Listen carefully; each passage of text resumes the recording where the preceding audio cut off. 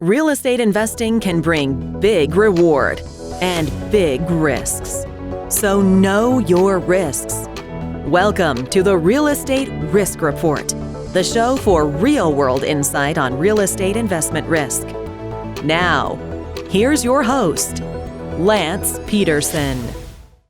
Welcome to Real Estate Risk Report. I'm your host, Lance Pederson. Today I have with me Ryan Parsons with Mile Marker Club. How you doing today, Ryan? I'm very well, Lance. Thanks for having me on your show here today. No, the pleasure is all mine. So we'll be having Ryan on as a regular guest. He'll probably join us, once every 4 or 5 episodes or so.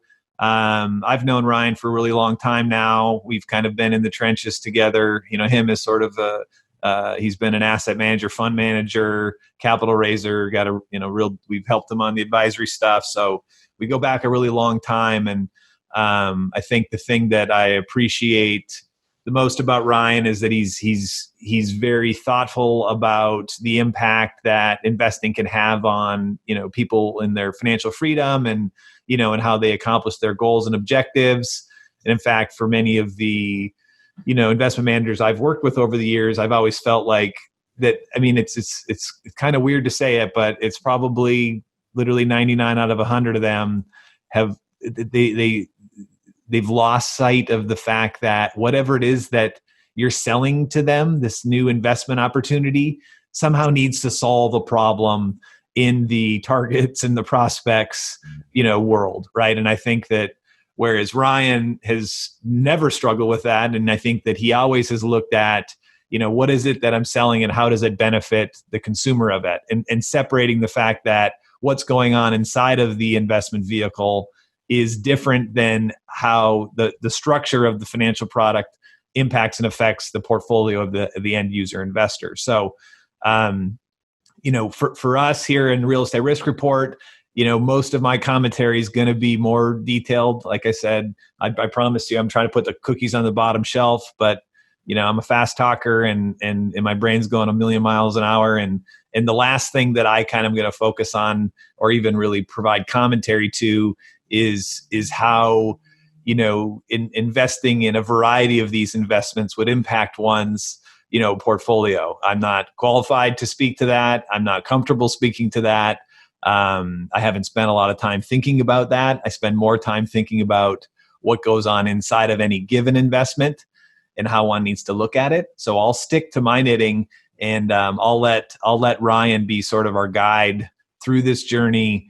So that you can maybe, connect what we're doing down at my little detailed level to the bigger picture.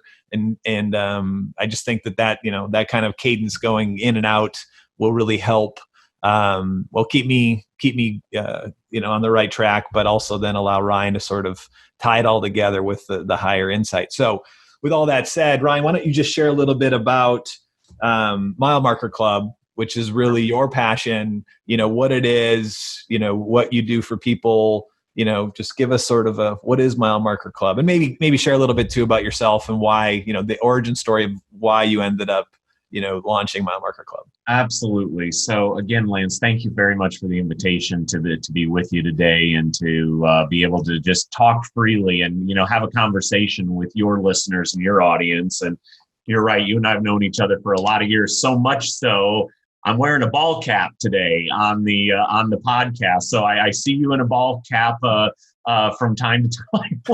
So there's a lot of people that see me as a speaker, and we were in real forums, so to speak, in a conference room or a ballroom somewhere from the stage, not wearing a ball cap. So you're wearing off on me, Mr. Pederson. No, that's okay. And on my show, you're always welcome to wear a ball cap because I'll always be wearing a ball cap. So. Well, it's great, and this new environment that we're in, and I appreciate the introduction and the opportunity to share a little bit about my story because, frankly, this environment that we're in this pandemic world, Lance, is something I feel like we've been preparing for my entire career of this massive change or thing.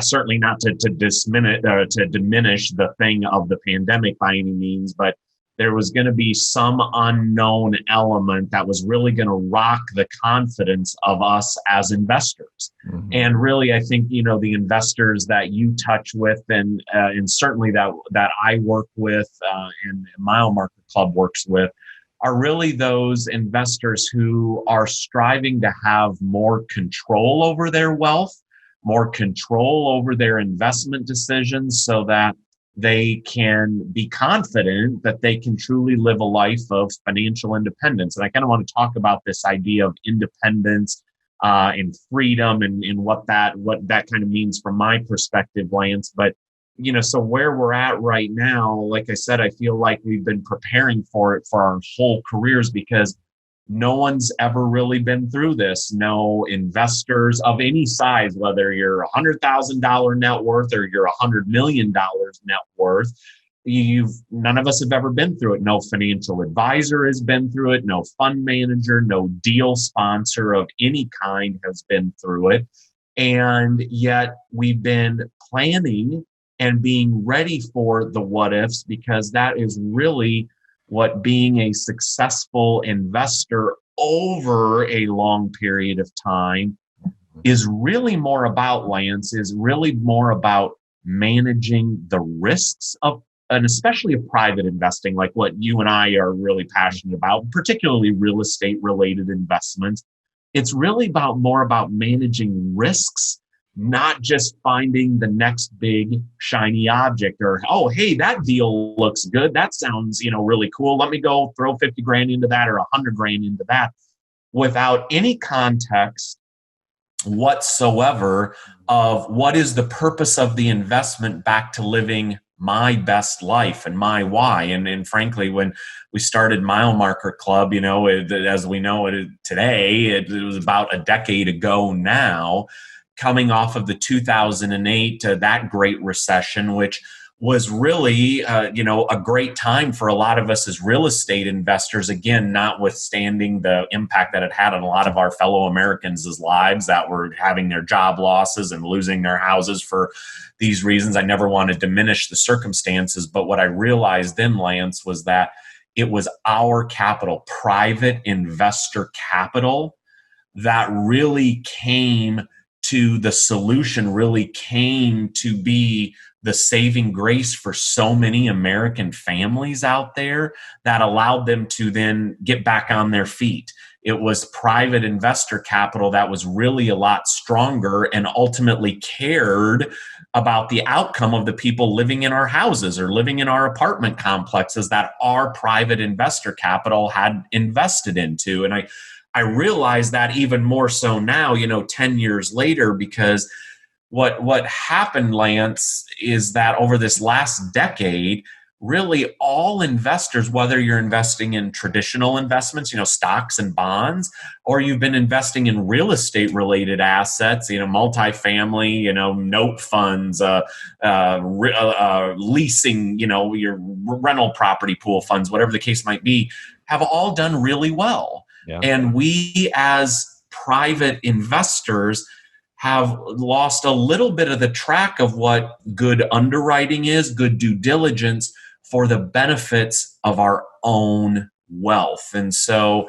for me, and maybe a little bit about my backstory here, Lance, is that, I came out of corporate America. I grew up in a great family in the middle of the Middle West, a farming community, came from a family of farmers and entrepreneurs of different sorts. And, to my parents today, but I was taught and heard about, kind of still following a traditional and what I've, later come to realize a very linear path of, if you study hard, get good grades, go get a good job, work for a big, safe, secure company, get a pension plan, have them pay for your health insurance, all of those kind of traditional linear things. And then at the end of 35 or 40 years, you're going to have a retirement, and then you can kind of go and enjoy your life. And, my family was really teaching me, coming from a family of farmers and entrepreneurs, try to find an easier way. It's not easy,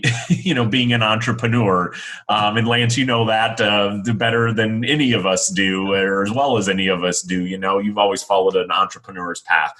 And because it's hard, and, it's feast or famine some days, but I was taught that, and I was grateful. I've got a great undergraduate degree in finance and insurance. I got a great, master's in business, great professional designations. All of that has served me well, but it was never really helping me to answer what my why was, and why was I working so hard, and why did I care about trying to learn about real estate investing and maybe identifying other ways to be financially independent, because it was part of what was my upbringing, and it was a great upbringing, Lance. I'm very fortunate for that, because it taught me very good work ethics.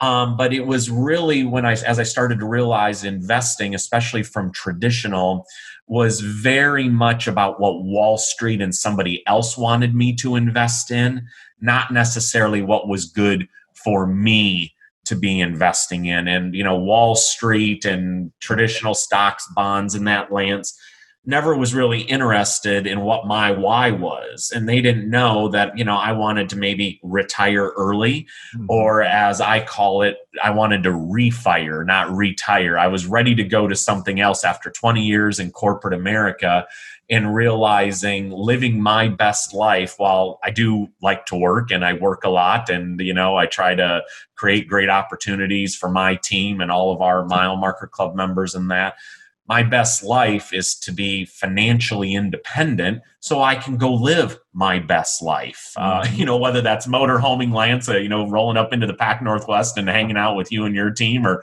rolling across the country, but really having my time to go do what I want to do. And that really became the impetus for me when we started the Mile Marker Club, a decade ago here now, was really to be able to empower other investors to live their best life financially independent, and not have to go follow the 25 or 30 or 35 or 40 year career corporate America track that I was on.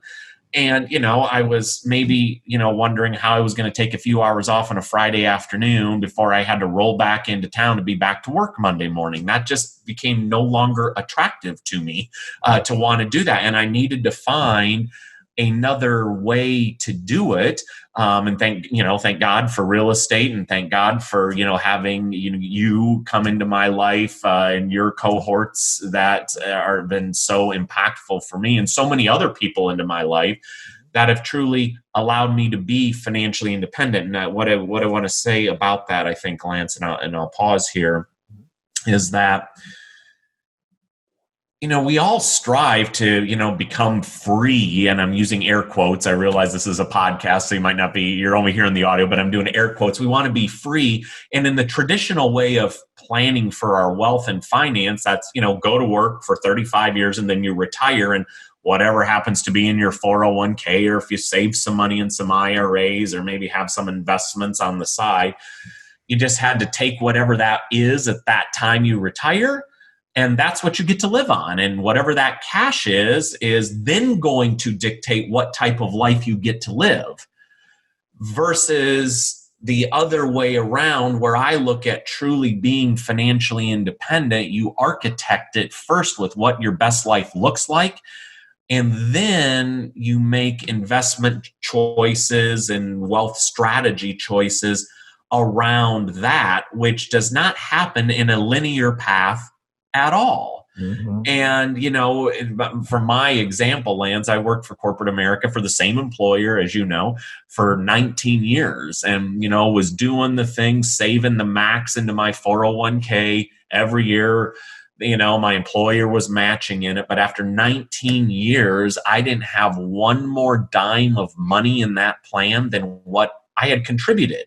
And but for my employer contributing whatever their 1 or 2%, whatever the number was, I would have lost money over that time, So I'm grateful for that, but I'm like, where is this getting me? That's what I'm saying. That's a traditional, very linear path. And if I'd stayed on that, whatever I had at the time I retire, which would still be another 20 years from now, then I'd have to say, okay, that's what it is. And I thought there's another way. Financial independence starts with architecting your best life first, realizing life and our investments are not linear. So you've got to be able to make the best investment choices, especially with real estate and alternative investments that match you, so that you don't wake up one day and go, well, this is all that I have. And so that was the impetus for the club to be able to work right alongside investors to delineate or to identify what is their best life, start to put,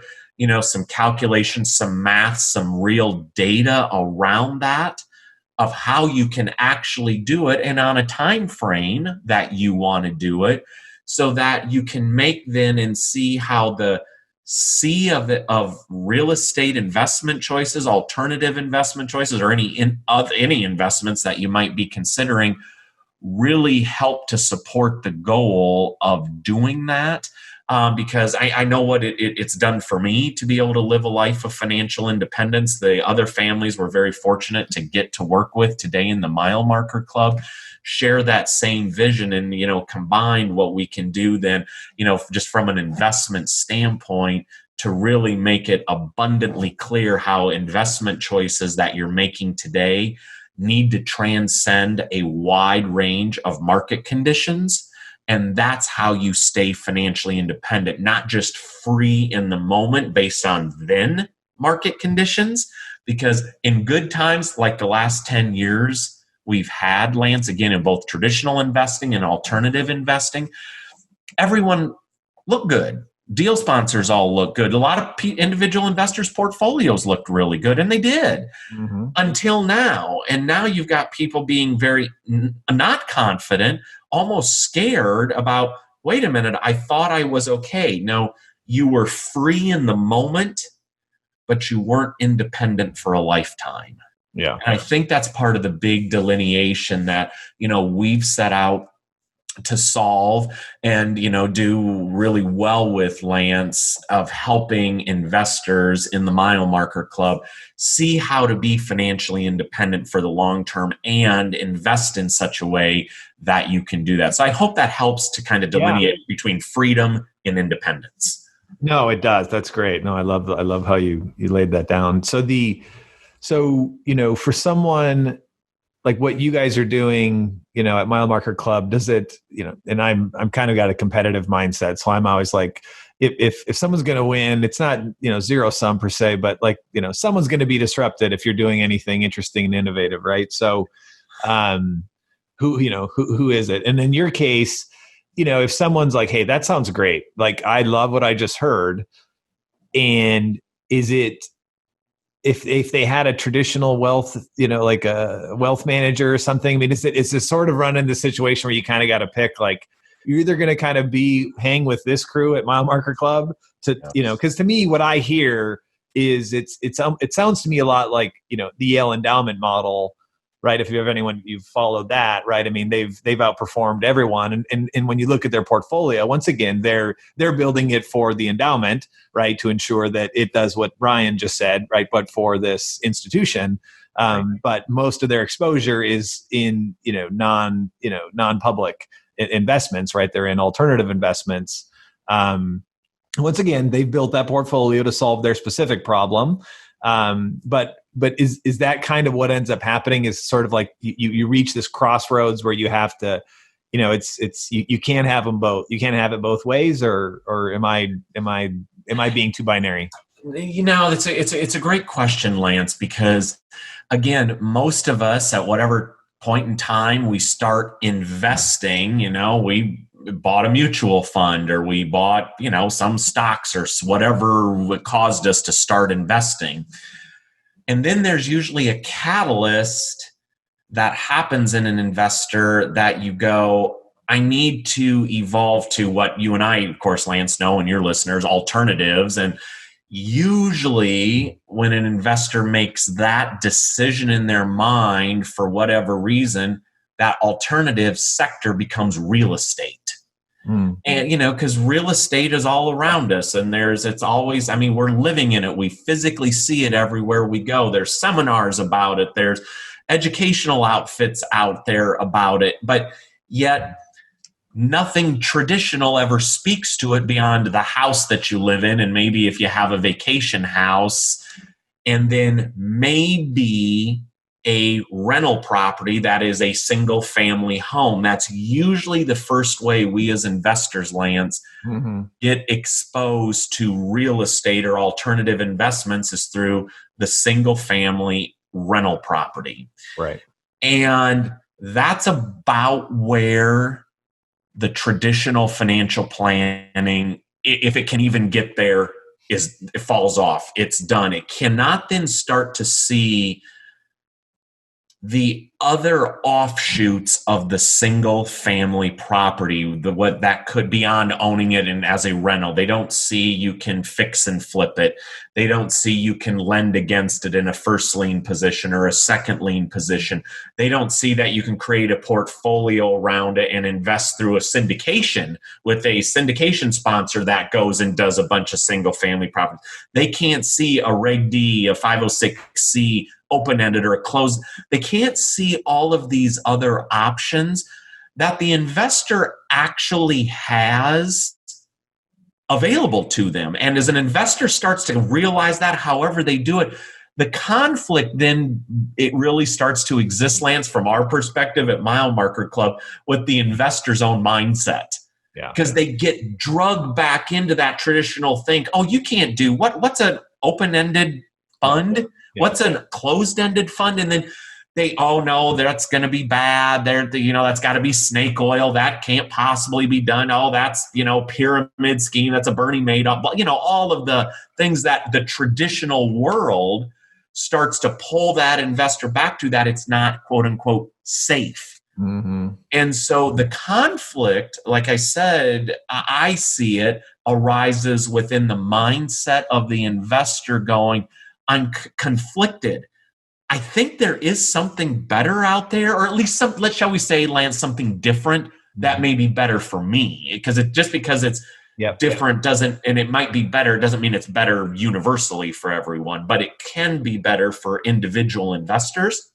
And so they have to start getting square, if you will, in their mind. It's back to, what is your why? Why are you even considering investing in something that the rest of the world, the traditional, the very linear approach says don't do? And so that's really where I think the initial conflict is and comes, Lance, because this is how a society is kind of hardwired us to believe, follow the safe route. This, go get a good job, just invest traditionally and be okay with whatever you're given. And when a family or an investor is really thinking about true financial independence, they start to realize they've got to take back full control, and that you're not on a traditional and linear path. And when you start to give yourself permission, and then it's backed by data, and it's backed by analytics, and it's backed by being surrounded around other people that have done it before you, and then you can start to see a pathway and a clear pathway to do it. All of a sudden, it's not really scary anymore. And that conflict, as you brought up here in this portion of your show, Lance, starts to dissipate and become more manageable, because you see the outcome of it and start living the outcome of it.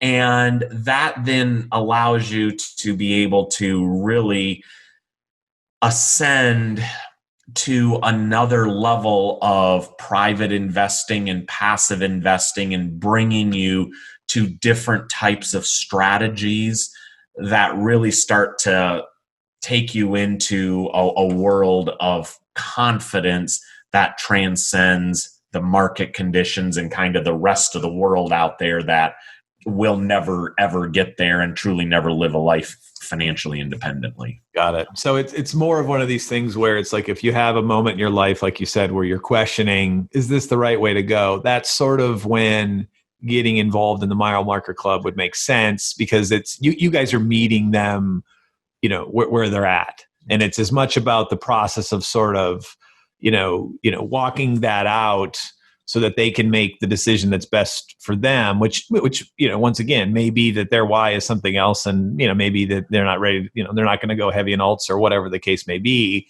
And that also sounds too just like that peer, that being once again being able to not just, because the way I look at it, of course, I've never really had a investment advisor. I've never, once again, I'm an entrepreneur. Like, all bets are on myself. I'm in control of everything. I have no problem with that, right. To a fault probably. But anyway, it appears to me that for most others, they sort of abdicate entirely those sorts of things to someone else, and therefore ignorance, reigns forever. They're never, and they're not in control of it. So for you guys, it's coming in saying, hey, you might be there. That's okay. Let's walk you down the road so that you can have enough information to make a decision to take control of this on your own, and to do it with peers who don't necessarily have, they don't have a dog in the fight. They don't have a dog in your fight. There's not a conflict. There's not a conflict there. Hence why it's more of a club than it is some sort of, is that accurate? Yeah, there's a word, it is, Lance. There's a word you just used in there that I think is very important for us as investors to recognize. And you said abdicating. And that's exactly what happens in a traditional planning model. The stockbroker, the financial advisor says to you, okay, you've got $500,000. We're going to allocate a little over here to large cap stocks, a little here to mid cap, a little here to international. And there is your model. Yet it's your money. And maybe beyond the relationship of your financial planner, you have no idea where your money is actually going, who is actually controlling it, what companies it's ultimately being invested in. And even if you go invest in, Facebook stock, and this is not investment advice. We're just hypothetically, yeah. Hypothetically. You don't know Jeff Zuckerberg or whatever his name is. The guy. He doesn't know who you are. Does he really have your best interest at heart? And, it's an option. And for most Americans, that's all they have is the public retail channels to invest. That's about the only shot they have of trying to get ahead at all, even though this last 10 years, while everyone feels good and it looks good, the next 10 years is not going to look that way in these public retail traditional markets at all, I don't believe. This is where abdicating the control, which is what that is, that traditional retail model is. As private investors, if you truly want to get ahead both mathematically and do it rooted in data and meaningful strategy, you can't abdicate the control. And what I mean by that, it's not like you're going to run all your own deals, manage all your own deals. That's why different funds in that, and it's more about controlling your own wealth management, the financial management of your wealth, that leads you to making better, more pinpointed decisions about what you do with your wealth, investing included. And when you're part of the mile marker club or something along that line, something privately, you now understand that it's more about the jockey than the horse. Meaning it's more about the deal sponsor, the multifamily apartment complex, sponsor that we're actually writing the check to, who's actually managing the project for us. Or it's about the fund manager that we're entrusting that's going to do what it's doing and based on its investment mandate in the fund. The club, you're no longer abdicating the relationships, which is what happens in a traditional model. And so that's a big thing about what we help to support and help to bring those mechanisms, frankly, Lance, to the usable and in a much less convoluted manner, so that the investor, the actual money, knows exactly where their money is going, exactly what deals, and more importantly, with who. That's the jockey. The deals are the horse. the jockey is the deal sponsor. That's who we're entrusting to make good decisions about whatever the deals that they're doing. And that starts to reduce that abdication level that gives you a greater shot at being successful over the long term of living this life financially independently. And then especially if you've got more of a multi-generational wealth aspirations to transcend wealth across, to your children, to your grandchildren, whatever the case might be, you cannot abdicate. Anything or very little anything traditional allows you to transcend it across multiple generations, especially because of how long people are living today. And it's not uncommon for 3 or 4 generations to all be alive at the same, especially 3, and not uncommon for 4 today to all be living kind of, together. And so you've got those, those long-term, 30-year implications, that we try to help our members, really identify. And I know 30 years is a long time, but it goes by like that. And then boil that down in, from kind of the 30-year aspirations to the 10-year goals to then the 1 to 3 year immediate movements based on the market conditions and what your best life and your why is looking like right now. When you start to see the trajectory through those, it becomes a lot easier and a lot more confident that you don't have to abdicate your wealth, that you can really do it on your own, which is really part of the secret about living financially independent.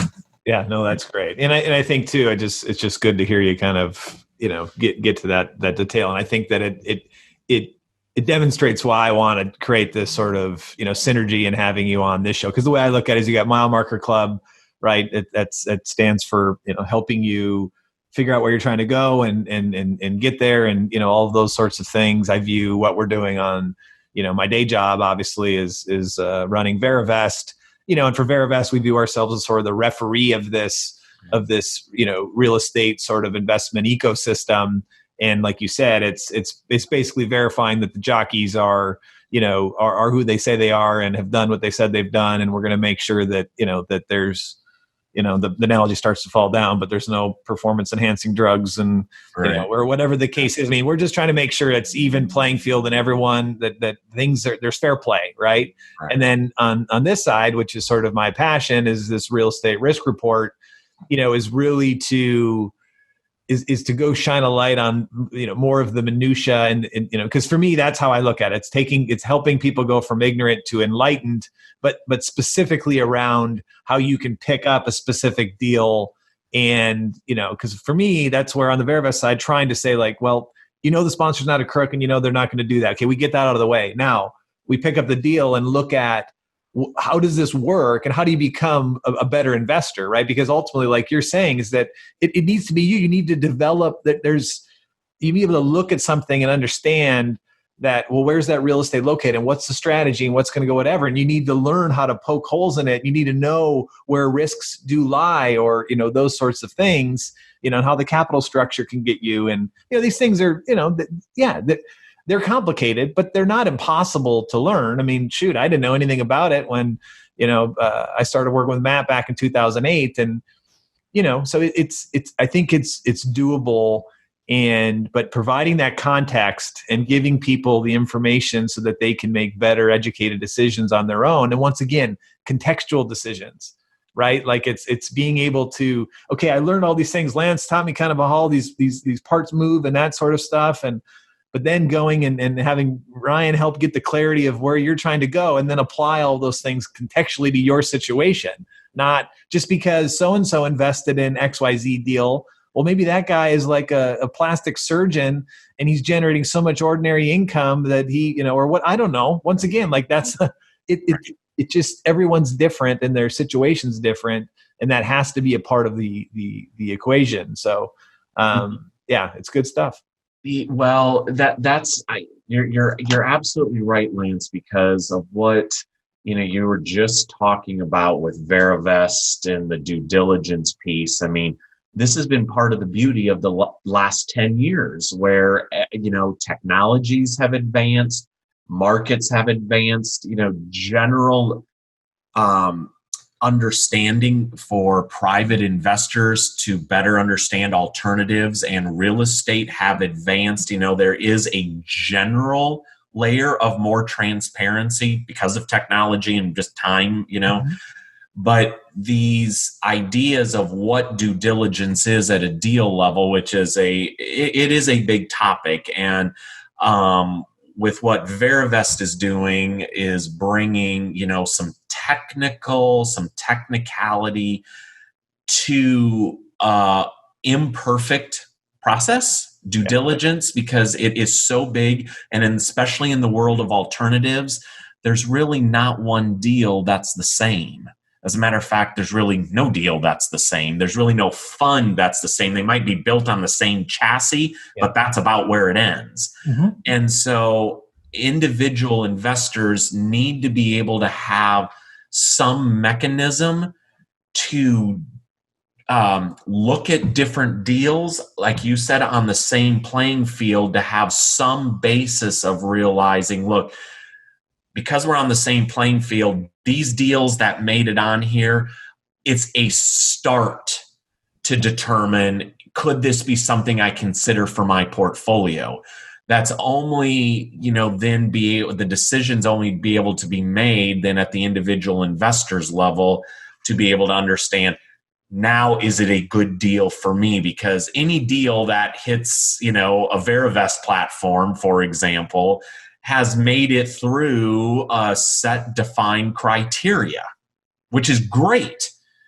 But each individual investor then also has their own set of defined criteria. And if investors really never go through the time to build that initially, let alone keep up with it and make it the adjustments to that, an individual investor's, criteria, whatever they may be, that's really how wealth is lost. It gets built initially under a certain set of market conditions, Lance, and you can take the last 10 years as an example of that. But then investors that haven't really been making the necessary adjustments along the way, especially these last 2 or 3 years, are the ones finding themselves in a level of being scared, maybe being at a stage of being concerned, versus those investors that have been making that tweak along the way. No, we're already into the next cycle, and our buying criteria for buying our investing criteria as an individual investor has already been defined. Any damage, so to speak, has already been contained, and we're moving on to the next piece. And so, due diligence is as much about the individual investors' due diligence about their own portfolio as it is about the deal itself. And that's where, you've got to be able to marry the two, a mile marker club and a Verivest together, so investors have got more confidence and clarity about not only their existing portfolio, but more importantly, where it's going in the future, because investing is always about going forward.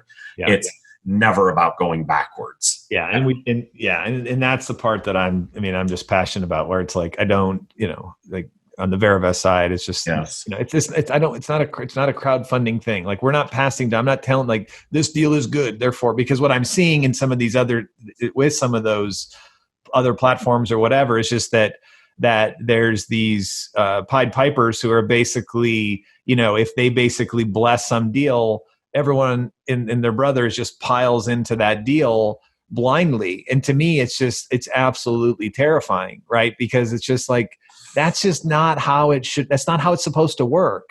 Right? Like, that's just not that, but I get it. It's human nature, when people are looking for shortcuts and they want to say, well, the numbers on there, well, shoot, that's a 18.7 target IRR with a 3x equity multiple. I want to triple my money in 3 years, 4 years. I mean, who doesn't? Right. But it's like, but and we've seen some guys here that were just like too heavy on exposure to hospitality and whatever. Like, it's just, and I guess that's what I always say is like, I'm not an expert at that stuff, right? Like, I don't know the answer, right? I mean, like, I feel like you and your club and your team and if you're like, once again, that is a topic what you guys talk about that stuff all day long. I don't, right? Like, and that's just it. That's what you have to realize. Like, you need to learn the skills, you need to hone it. It's make it approachable, but then ultimately, you got to make the assessment of like, do I fundamentally believe that this is a good project? Do I believe? And then if I did, was the outcome and how the impact of my portfolio vis-a-vis everything else I have in my portfolio, is this a good idea? And it seems like common sense, but clearly, it's common sense isn't so common. So I think that's our objective with the Ryan and Lance show here when we get together, is just to continue to show the interplay between these things so that people can start to. I just said it to my wife this morning, and it's a bit harsh, but I'm like, man, what happened? Like, people don't use their brains. Like and I don't mean that like being like derogatory towards like other people, but I just see that people don't stop and think for themselves. And I don't know. It's like, did it used to exist and it's like been lost? I mean, I don't know, why, but I just know that it's like, you're in control of your life. You got to stop and think and process things and try to understand what you're dealing with, right? Like, don't just blindly do crap just to do it or because someone else did it. I mean, I get it. That's the allure of social proof and all that stuff, but you got to fight it, man. You got to resist it. It's just well, that's an interesting topic, Lance, because we're 6-7 months. Excuse me, as I'm coughing, we're about ready to talk about the pandemic here. Is that we're 6 or 7 months into this thing, at least in full bore into this pandemic, and in and of itself, it is what, to use the herd kind of topic that's been discussed, from a quote unquote cure or whatever the case may be, but it's what happens when something big fundamentally happens. And if it was this time 12 years ago, it was a credit issue and a real estate issue, and it was something different. It'll be something different the next time. But we get to your point. We follow the herd. It's like, okay, well, this is what everybody is doing. So this is what I may need to be doing. Yeah. And, not certainly taking away from anything of the severity of the health event that we're all experiencing here right now, but you can tell the investors that have COVID fatigue and are realizing, okay, this is what it is. This has occurred. It's still happening. We're living through it. We're working through it. And I got to keep looking forward. I cannot just be thinking about the immediate here and now. I have to be looking forward to understanding COVID did whatever it did or has done or is going to do to the markets. That's already occurred. Yeah. I now have to be able to think through this and probably have some good strategic thinking partners around me and some good strategic systems around me that are helping me look towards what does my investment capital need to be doing going forward. Because kind of as we started your podcast here, Lance, maybe I can kind of just end with that same idea. It was the private investor capital that had such a positive impact of bringing us out of the 2008, what was then the real estate crisis, and providing credit privately where the institutions did not. Yeah. And I firmly believe, we're seeing that again, given the level of debt we have at state levels, federal levels, individual levels, corporate America with the amount of debt. We have such a debt crisis that, looming. It's going to be hard for businesses to get institutional or bank, traditional, typical, that linear bank financing. Once again, what's going to pull us out of it is private investor capital, I believe. And so for those of us investors that are very well organized with our wealth, that have clear personal investment philosophies and strategies, surrounded by some meaningful data and some meaningful mathematics that give you some of that confidence to make these investment decisions, and then integrated with very strategic, what I'm going to call business partners. Your wealth is a business. I mean, that's what my whole book is around, right? Lance, Your Money CEO. It's how you run your wealth like a business, and any business has strategic business partners. So as investors, you've got to be able to take advantage of what's available today that wasn't 10 years ago, like a VeriVest, for example, like a mile marker club that brings more of those strategic tools to the investor of today that allows you to be the successful investor tomorrow. Yep. No, that's great. Well, it's good stuff. Yeah, I love catching up, and it's going to be a lot of fun to to play this forward and to touch base every few weeks. Like I said, Absolutely. it should your presence should bring us out of the weeds, which I will drag us promptly into. But I think it'll be a good cadence, and I'm really excited about it. So thank you so much for your time, Ryan, and you have a wonderful day. It's always a pleasure, Lance. Thanks for having me, and continue to be safe and well to you and your family, Lance, and to all your listeners out there as well. All right. Thanks, Ryan. Take care, man.